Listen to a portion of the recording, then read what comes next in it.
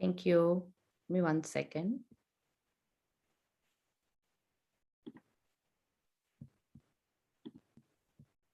Okay.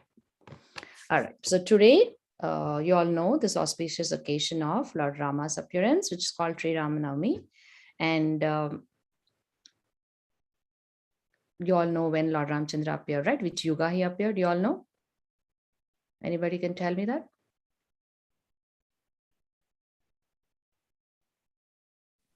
Was it the Treta Yuga, Aunty? Yes, good job. So Lord Ramchandra appeared in Treta Yuga, and we are in which yuga right now? Kali Yuga. Kali Yuga. And you all know, right, based on Srimad Bhagavatam information, the entire material creation, the time span is divided into 4 yugas called Chatur Yugas. You know what those yugas are? Can somebody tell me those yugas? Satya, Treta, Dwapara, and Kali. Very nice. And there is description of, or there is information about how many years each of these yugas extends. We also, I think we wrote it down sometime 1 year ago or something. Yeah, does anybody remember those numbers? At least for one yuga, what is the span of one yuga? Okay, if not, please note it down now. So one yuga, which is, let's start in terms of Kali Yuga. Kali Yuga extends for 432,000 years. Okay, Kali Yuga is 432,000 years. That number of years times 2 is Dwapar Yuga. That means 432,000 times 2. That many thousand years was for Dwapar Yuga. Times 3 is Treta Yuga, and times 4 is Satya Yuga. It's a multiple of 432,000 years. Okay, so it's times 2, times 3, times 4. With Dwapar, Treta, and Kali Yuga. You know how many years have passed in Kali Yuga? In which year we are in right now out of the 432,000 years? Approximately. We have been through approximately little over 5,000 years in Kali Yuga.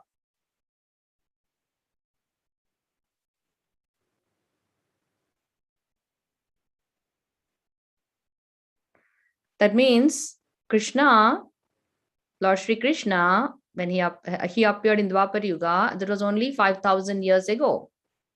Not very far when compared to the entire span of Kali Yuga, which is 432,000 years. Right? That means we are 432,000 minus 5,000. That many years are yet to go in Kali Yuga. Do you think we'll experience all those years in Kali Yuga? No? Why? Because we don't have that lifespan, right? Our lifespan is an average maybe 110 years, 120 years, the most max, right? And we are in one way fortunate because we have been closer to the time period when Lord Krishna left this planet, which is only 5,000 years ago, because of which we all are able to now have access to the knowledge and at least have acharyas who can explain the knowledge the way it is supposed to be understood. And we have scriptures, we have documentation, and we hopefully have some intelligence to understand the knowledge that we are hearing, right? Acharyas and Shastra are proclaiming, or they're saying that 10,000 years from now, Bhagavad Gita or Srimad Bhagavatam knowledge will not be available. Now you might ask, Auntie, what about the internet? We have this, all these soft copies, and we have so much of cloud data that can be stored. So why not we have that information after 10,000 years? Yes, because of technological advancements, we might have this knowledge. It might be retrievable.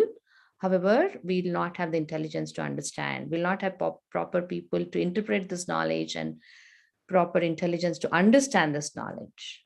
If I ask you all, what did we, even now, our intelligence is not at a very high level.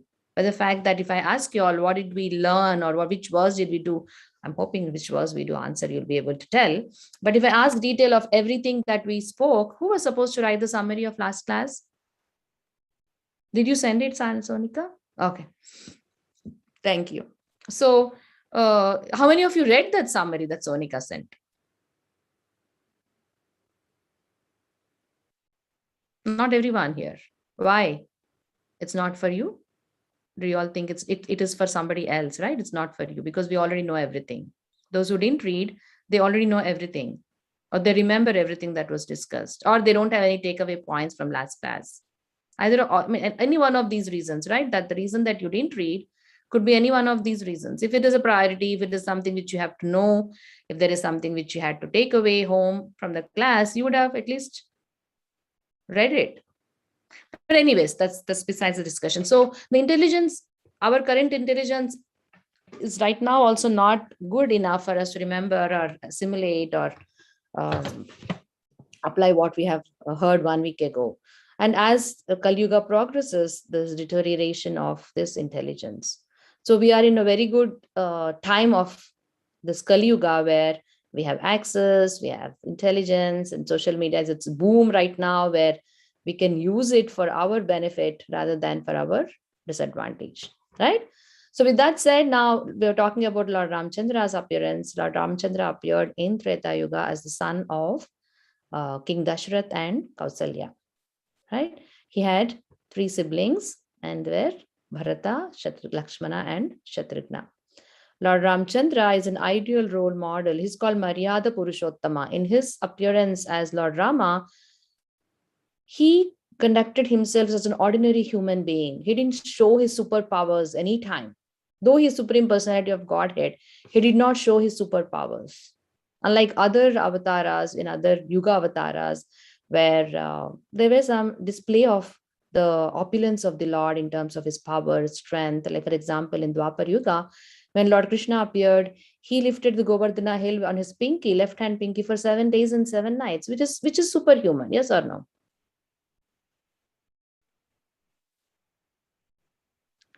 And then he also kills Putana when he was few months old, less than a year. That's also superhuman, right? But when Lord Ramchandra appeared, there was no display of his superhuman powers, though he was the Lord himself. In other words, his lifestyle or his life story is something which we can follow in our lives. We cannot imitate him, because the extent of gravity, the extent of control, self-control he had, and the extent of quality of character that Lord Ramchandra displayed, it's very, very lofty goal for us for where we are right now. However, we can seek inspiration from the stories, little stories of Lord Ramchandra, where we can see how the instructions that Lord Krishna is giving in Bhagavad Gita right now in chapter 3. Okay, Preeti, I think you are distracted, Preeti. If you need to talk, you can turn off the camera, talk, and come back. I'm okay with that. Okay, so Lord Ramchandra had so many small pastimes where every message that Krishna is giving in Bhagavad Gita, like for example, in chapter 3, it's Karma Yoga, where Krishna is saying, perform your activity, do your best, don't be attached, perform every activity as a sacrifice, control your mind. All those instructions that Krishna is giving, you can see those perfectly implemented to the dot by Lord Ramchandra in his lifetime as Lord Ramchandra in Treta Yuga. How he was undisturbed, how beautifully he performed his tasks, how he was a man of high character. In 12th chapter, we learned about all those qualities. Yasman no dvijate loko, loko na dvijate chayaha. What does that verse say? Where one is neither put to hurt by others nor puts others to hurt. That's very challenging, an important skill for all of us, most important skill. And Lord Ramchandra conducted himself right from the time he was born, as he grew up, as he was a child, while conducting himself with his siblings, how to be an ideal brother, how to be an ideal sibling. Who is an ideal sibling? Who is caring, who is loving, who is not trying to keep everything for themselves, whether it is food, toys, resources. Is always trying to be nice and friendly. And as a child, he was the most obedient, respectful to elders, following instructions to the dot. Remember when Vishwamitra comes to the palace of Lord Ramchandra, of Dashrath Maharaj, he welcomes and he's happy to have a sage in his court. However, when he says, I need to take Ram and Lakshman to the forest to fight this terrible demons in the forest, because they were performing these yagnas in the forest, all the sages. Forest in Sanskrit is called aranya. You all know that? That's why there is one specific section of Ramayana called Aranya Kanda. And Aranya is a place where there is no war. Rana means actually place of war. And Aranya means where there's no war. And the sages are choosing these nice secluded places to perform these yagnas or sacrifices for the welfare of humanity. However, the demoniac forces of the demons, the Rakshasas, would disturb these sacrifices by dropping flesh, blood, and all these abominable things into the sacrificial fire, which would pollute that sacrificial arena. So the sages were potent to curse the demons or to even fight themselves, the demons, but they wouldn't use their energies or their whatever they have acquired for these purposes of killing the demons. So they needed Kshatriyas to do that. And they knew Lord Ramchandra was capable, or he was potent to do that. Therefore, when Vishwamitra comes and asks for the sages, for Lord Ramchandra and Lakshmana, Dasharatha was very disturbed. However, he let them go because he trusted the sages and he was respectful of the sages. And Lord Ramchandra didn't complain. No, I don't want to go. I don't want to go to the forest and do those things. I want to be in the comfort of this palace. So much luxury here, timely food, timely everything. You can imagine, right, how luxurious a palace can be. We ourselves are living in a very luxurious situations, right? All of us, we have our own rooms, our own everything. So luxurious for us. And you can imagine how luxurious it will be for the kings. Right, but Lord Ramchandra did not want to leave he did not say, I don't want to leave the comfortable life of a palace and go to the forest. He obeyed the instructions of his father and the Guru and the Acharya who had come to take him to the forest to fight these demons. And he successfully completed the mission. And then, on the way, they also go to Mithila.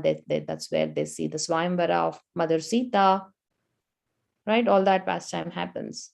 So one important message for all of us is the qualities that Lord Ramchandra exemplified in his lifetime by being an ideal human being, right from childhood. We all listen in theory from Bhagavad Gita, but practicals have been demonstrated by Lord Ramchandra.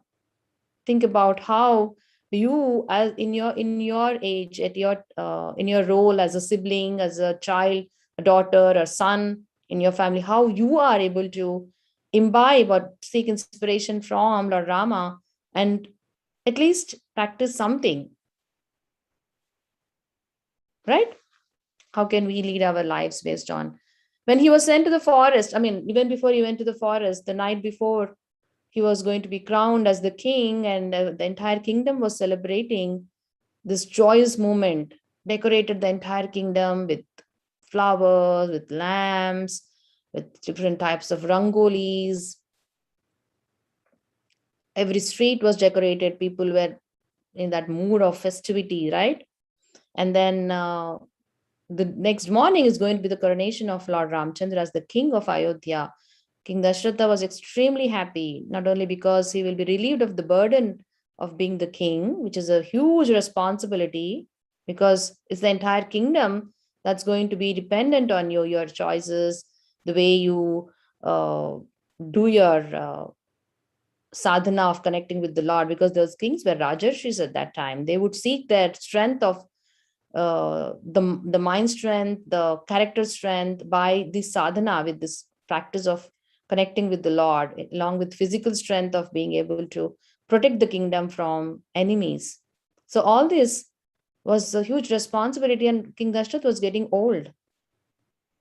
So he was very happy that that's being given to his son, who is very capable, right? It's about one thing is relieving his responsibilities, and the other thing is finding a person which is even more deserving than himself, Lord Rama, right? So he was so happy, and then amidst this happy moment, Kaikeyi comes and asks for the boon of sending Lord Ramchandra to the not her first even before sending Lord Ramchandra, her first boon was to have Bharata coronated as the king. That itself breaks the heart of King Dashrath. On top of it, she says, my second boon is send Ram to exile for 14 years. That completely shatters King Dashratha. You all know the pastime as to why Dashrath had to go through this pain of separation from his dear son. Does anybody know? Sahasra, you nodded your head. Do you know? Wasn't it because he killed someone's parents? Well, Correct. no, he Yeah. killed a son of the deaf parents, and so the father placed a boon on him Correct. that his son would die. No, so father gives a curse to Lord Ram, to Dashrath. Not that son would die, but you will also die out of separation from your Right. son.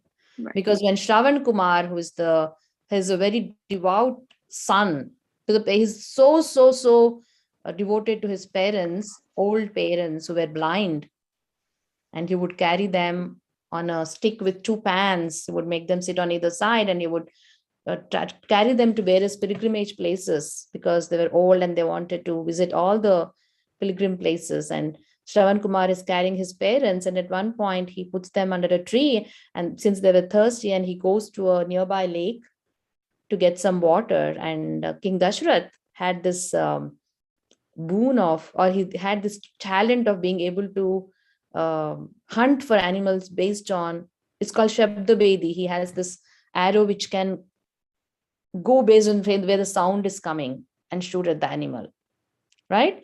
So when Shravan Kumar was filling his pot of water, it sounded like an animal drinking water. That sound when it comes in a silent forest or a area where in a forest, there's a water body, and if an animal is licking water or drinking water, you get some sound, right?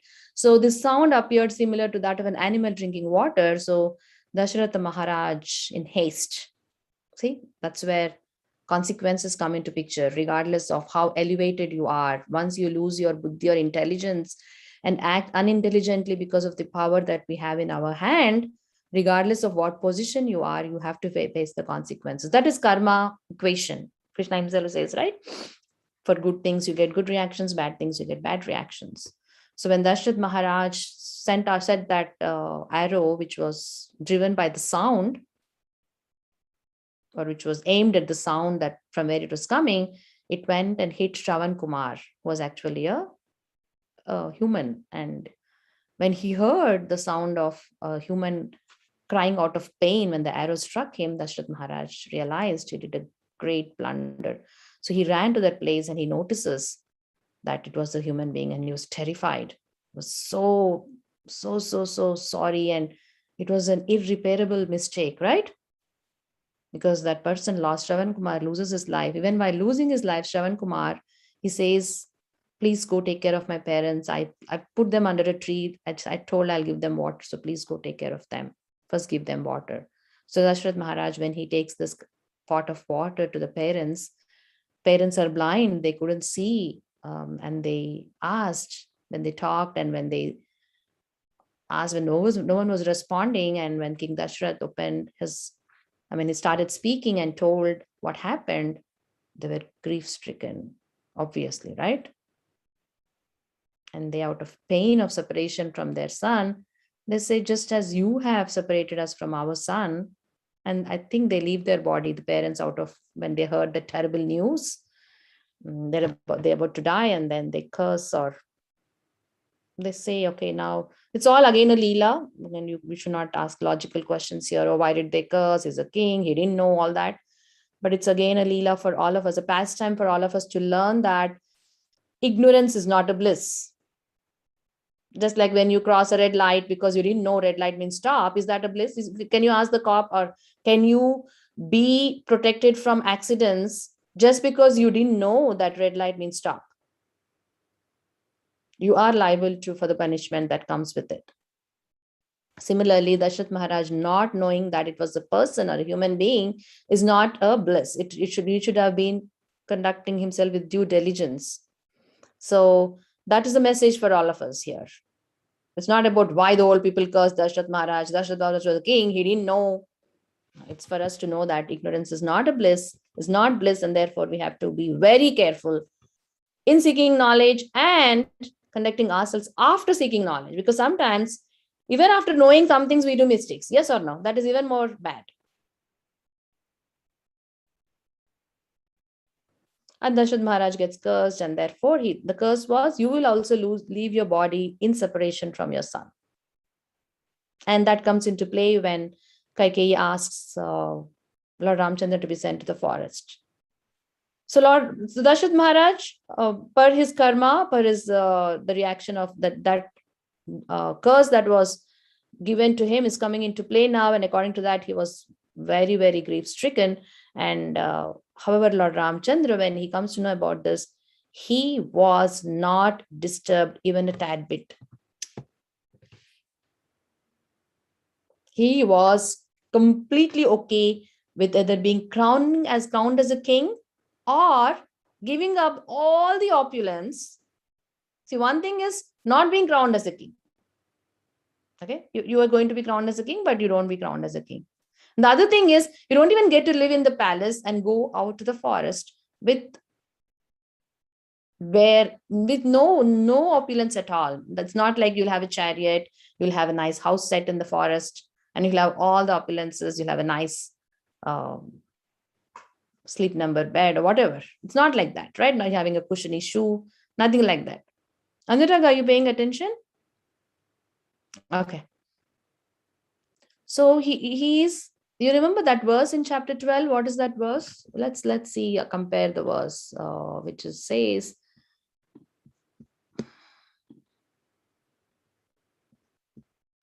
Yasmano dvijate loka no dvijate chayaha, hasham arshabayodveger muktoya sachame priyaha. One who is not envious by whom. Okay. Text 15. I'm sharing my screen. This is perfect example of how it's applied. Yasmano dvijate loka no dvijache chayaha, harsham arshabayodveger muktoya sachame priyaha. What is Lord Krishna saying? He by whom no one is put into difficulty and who is not disturbed by anyone, who is equipoised in happiness and distress, fear and anxiety, is very dear to me. So Krishna is giving this verse, in this chapter, Krishna is listing all the verses describing those qualities that are dear to him. And this verse clearly saying what Lord Ramachandra was living by. He is that quality, basically. Because is there any other situation that could happen in our lives which is even comparable to what Lord Ramchandra is facing right now? Anything close to it? Nothing can be close to that, right? But still we are disturbed in our lives. We are constantly in fear and anxiety. We are constantly in happiness and distress. We are constantly hurting others or getting hurt by others or situations also.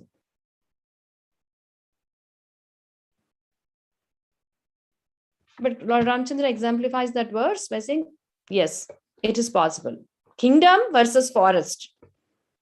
Opulence versus austerity. He was very happy to take on to that task because, of course, he's Lord, he's God.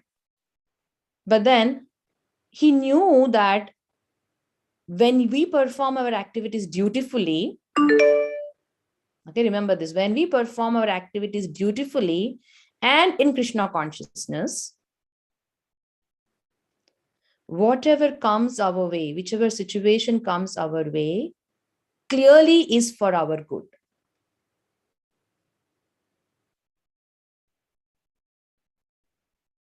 Again, this dutiful performance of activities should not be with hate, should not be with anger, should not be with frustration. We should dutifully performing activities means doing them joyfully. That is also important. I have to now cook. I have to go to office. I have to clean up my house. I have to do that. I have to do this. That's not, I'm doing all those. But if I'm doing out of, I have to do, then that is not dutifully doing the activity. Enthusiastically doing our activity. For example, Arjuna, he was doing, I don't want to fight now.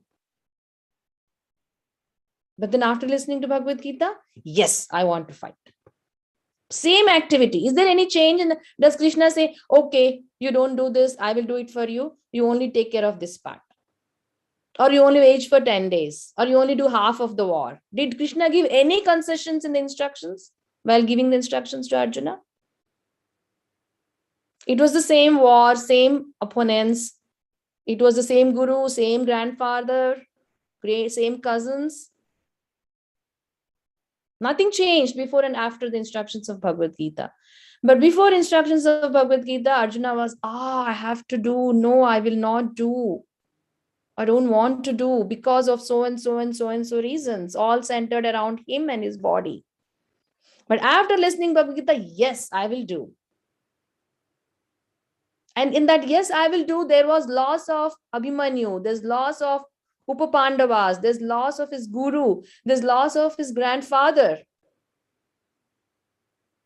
It was not like, okay, I'm going to do this activity with enthusiasm, so everything is going to be smooth and nice and it's going to be a cakewalk for me because I'm doing it enthusiastically and with love.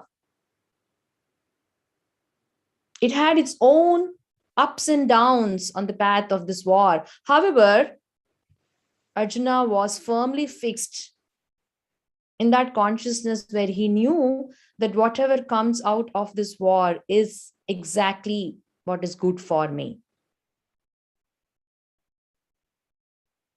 And that is the same consciousness that Lord Ramchandra was in. His going to the forest had higher purpose than him being subjected to austerities of giving up the palace, giving up the fame, the position, on all the nice things that come from being a king. There were so many other things that were coming into play with he going into the forest. He's going to give association, take association of the sages. He's going to liberate so many souls that he liberates Ahalya, he liberates Guha, he liberates Shabari. And then he's going to engage so many Vanara, Hanuman. He's going to meet Hanuman, his greatest and the most exalted devotee in Dhasya Bhav. If at all we have to think about anybody who's the topmost devotee of the Lord, then Hanuman comes into picture. He liberates Ahalya with his touch of his feet to the stone, remember? He associates with so many sages, he kills so many demons. And of course, finally, Ravana too. So there's much more bigger reasons of him going to the forest. It's just not Kaikeyi's boon being satisfied or Kaikeyi's request being satisfied. There's a lot of further good things that are going to happen from Ramachandra going to the forest. So message for us is do our best with happiness and joy, with Krishna consciousness, and accept everything that comes our way. Second message, when Ramchandra went to the forest, he could have easily taken shortcuts of not performing or not traversing the entire forest that he went to, different forests that he had gone to. He could have just stayed in the forest, which was very close to the palace, at the same time had an opulent life, because many of the forest dwellers, the tribal people, offered a nice house to live, nice food to eat, a comfortable life. He could have lived that life.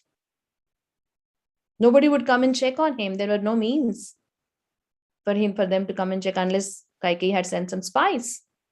But even if Kaikeyi had sent spies and they would have asked, they would have told Kaikeyi, Ramachandra did not have any responsibility to stick to those vows. He could have told, okay, I went to the forest, now what? I'm going to live this life. How are you going to stop me? What is the message for us from this act of Lord Ramchandra, how he lived diligently to stick to the austerities and the vows that were taken by him or given to King Dashrath. That in our life too, we have opportunities to deceive ourselves and deceive the people around us and to pretend that we are doing what we are supposed to do. Yes or no? Right now, you all are sitting here in front of the screen. You all are looking at the screen, but you might be doing, you can be doing 100 different things. Nobody knows. Even I cannot tell. Your parents will not tell. Even only Krishna and you can tell what you're doing. You can be dishonest to yourself. You can be dishonest to the people who trust you, who thinking my child is doing something worthwhile.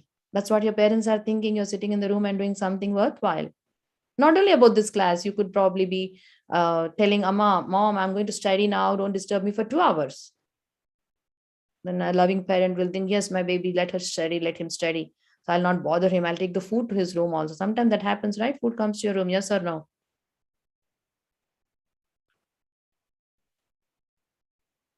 And then your parents are thinking, my baby, my child is working hard, and they're feeling so happy about their child being working hard. But you can be doing 100 different things, right? Nobody's there to check on you. But then Lord Ramchandra teaches that character is defined as what you do when nobody is watching you.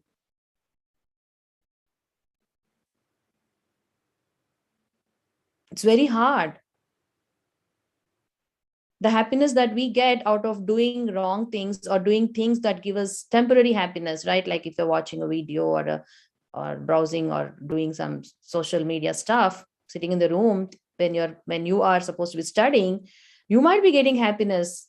Oh, I'm having fun. What the heck? Why should I study? What happens? I mean, what's the big deal? And use that time for doing something else. You're getting happiness, but that happiness is tainted with guilt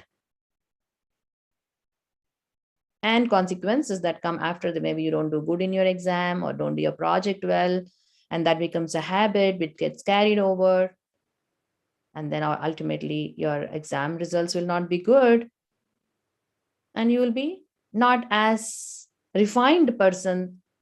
I mean, your exam results are not going to define you in any way, frankly speaking. Maybe temporarily for now, okay, what grade he got, which school he got into, what course is he doing, or how many rewards he got. Those are all temporary things, maybe for 1 year, 2 years, 10 years. But overall, what has happened to your character, that's more is defining than anything else. All these exams, these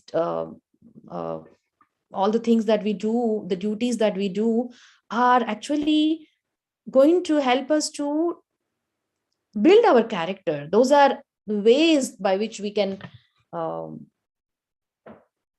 solidify our character. And that's what Lord Ramchandra did. He had so many ways of escaping or not doing. He could have just lived in the forest, but he traversed the entire path that he took just so that he is dutiful, doing it out of responsibility, out of joy, and no hatred, no complaints, no blaming. If we sacrifice those small petty joys that come our way by way of being dishonest to ourselves or deceiving others, think about the happiness that comes by giving up all those and being austere. The ultimate happiness. Your character is becoming stronger, your material results are coming out good, and you're growing up to become a nice individual. And above all, Krishna within your heart is watching it every moment and is so pleased. Oh my God, look at this girl or boy. There's so many distractions, weapons of mass distractions that are constantly being shot at us. And despite these distractions, these boys and girls are doing so wonderfully. I am so pleased. That's it. Once if we have pleased Krishna, we are done. It's a done deal for all of us. That's why this path of spirituality or this process of connecting with Krishna is so simple and so easy. It's all about doing our duty properly, joyfully, with the right intentions. That's another great message for all of us. It's not only about you students, even we adults also, as you all grow up to adults, you don't have to study when you grow up, at least when you don't have to study. It's all about doing your job nicely. It's not about escaping the work, assigned work. It's not about, okay, I'm going to do my work to the extent that I get paid. I'm not going to put it on others. I'm not going to be an escapist. It's all about doing our job well. Maybe material world doesn't reward us, but that act of karma, which is being done in the right spirit, will definitely have rewards.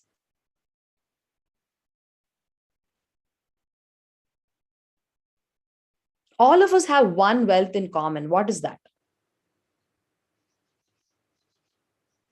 At least until we die, there's one wealth that is common to all of us. There is a wealth of money, fame, beauty, intelligence, health, and all. All of us are varying in all those.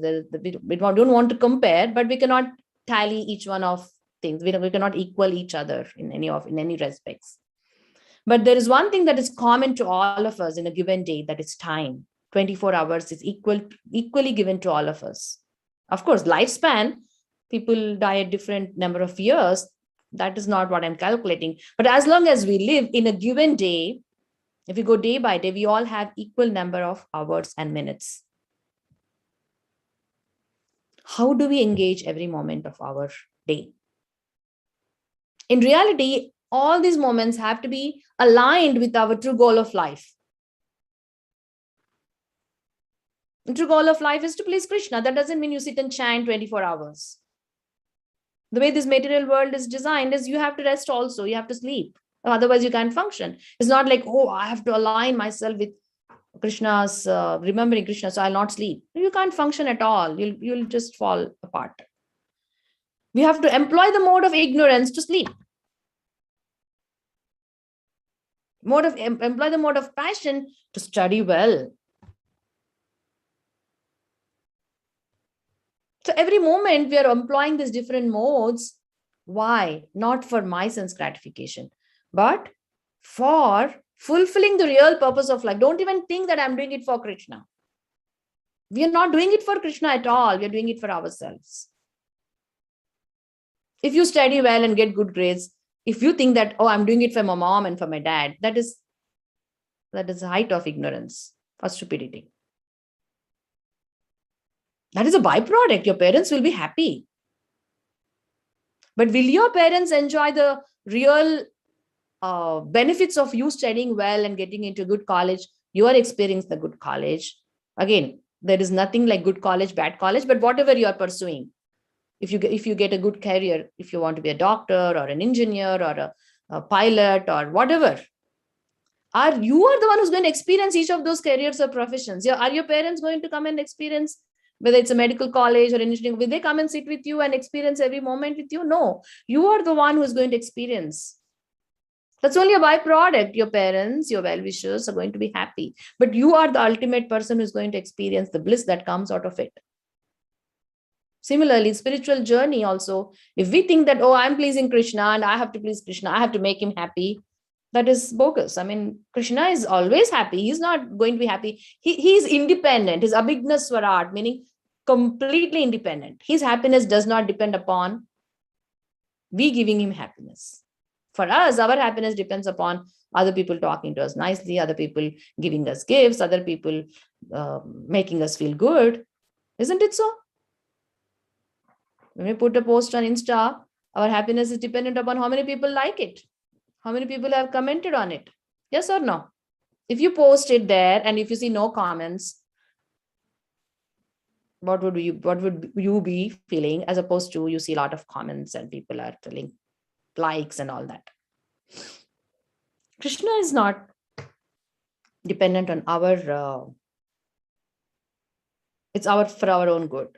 So that's one message, that we have to conduct ourselves in a way that we are aligned with the true goal of human life. The next point is about how Lord Ramchandra was not favoring a person or an individual based on their physical strengths. And the popular example, which we have discussed several times, is about Hanuman and the spider trying to help build the bridge.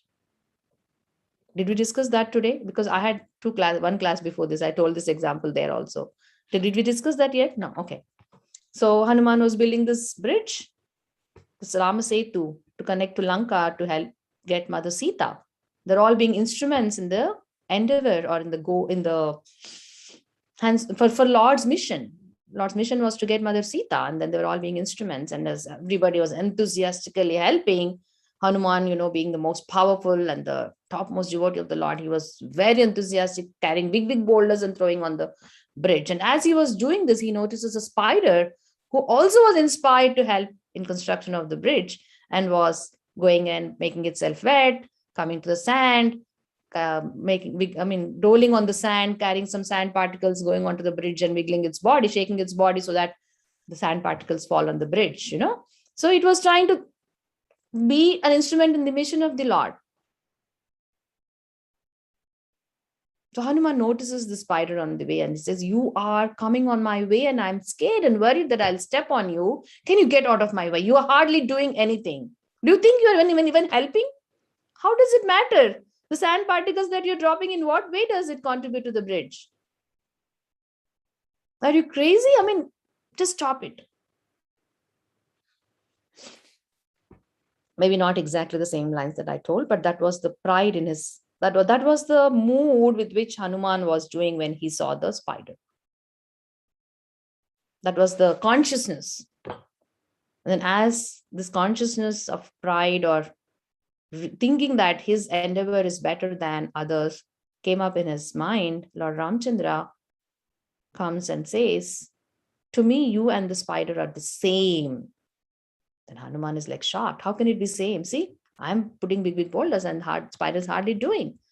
But then Lord Ramchandra says, "I don't look at the material outcome of any activity that any person is doing.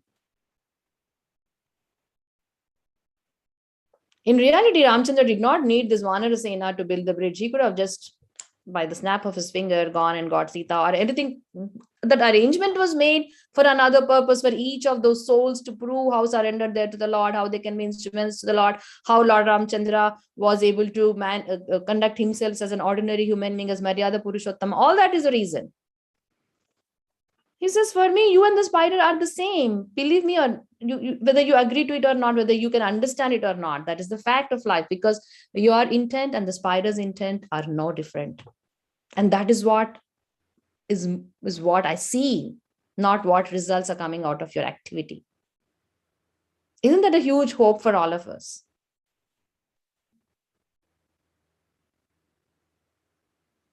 It is huge hope, and then it's an intelligent thing to understand that our intent has to be right. It's to be pure. And then with that intent, we do our best. It's not like just having the intents. I keep saying, I love you to my child or to my husband, but I don't do anything for them. Morning, 100 times I tell I love you. And before going to bed, I tell I love you. But I don't cook anything. I don't really do any actions that really prove that I love them. Does it help in any way? Okay, who cares about you loving me? I don't see it happening. Similarly, we have to have our right intentions and do our best. So that is the message. I had one more point in my mind, which I forgot. Do you all have to add anything? Because I need to drop in 2 minutes. I need to go to another class.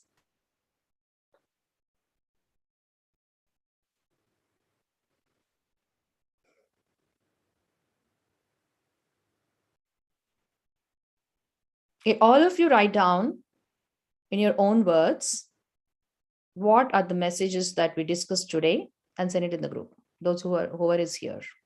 It doesn't have to be a huge paragraph, but at least some bullet points of what we discussed. So it assures me that you all have listened and makes me feel good. See, my feeling good depends upon you all writing the answers in the group, which means I'm dependent on all of you for my feeling good. That is my deficiency or shortcoming. And I think it's okay to have that shortcoming, because here my goal is to make you all at least contemplate on what we discussed, which helps you all. And when I read, it helps me too. So I think it's okay. Okay. Thank you all for joining. Have a wonderful SriRama Navami. Chant more if you're already chanting. And if you don't chant, chant today. And ask for Lord Ramchandra to bless us so that we at least imbibe 1/1,000,000th of the good qualities that he had. Okay. Hare Krishna, Krishna Krishna, Hare Hare. Hare Rama, Rama Rama, Hare Hare. Hare Krishna, Krishna Krishna, Hare Hare. Hare Rama, Rama Rama, Hare Hare. Hare Krishna, Krishna Krishna, Hare Hare. Hare Rama, Rama Rama, Hare Hare. Before our next class, I'll see you all in the picnic on 16th. I hope the weather will be good then. Thank you all. Hare Krishna.